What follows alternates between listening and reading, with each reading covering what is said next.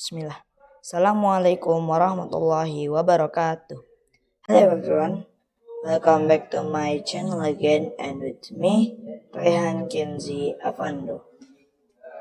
Today, I want to give you my presentation or my demonstration about my UI UX prototyping. So, I was making an UI UX project about BookCentury apps. The frame I was use iPhone 15 Pro Max, and I I not also I also make the I was made the design for the UI UX and also made the prototyping at Figma, a free design website or application that you can install on your laptop. Okay, so I will demonstrate to you all about my BookCentury UI UX app project. So in here, this is the prototyping flow. You can see in here, this is the first page or the first stage. And if you click the click to start button, it will go to the second, which is sign in. And then if you click get started, it will go to the home page. And in the home page, there is two buttons that I already made and can be useful. The first is account button.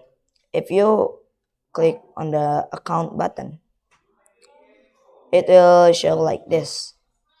There's also so many options that I already made, but it was not finished yet. And in my account page, there's also back button that which is if you press it, it will go to the home page again. And also there is notification in here, which is there's no notification yet that I already made. And also there is back button that will give you back to the home page. Okay, let's see the full prototyping in here. We will press preview, and this is the preview. You can see over here. I will put it over here, and we will wait until the loading finish. And this is my prototyping. If you click to start, it will go same as the flow before. And then we will press get started, and this is the home page. And also, if you click this, it worked, guys. It was working well. Yeah, and maybe that's all from the for the prototyping. I also made the flyer about the UI UX design.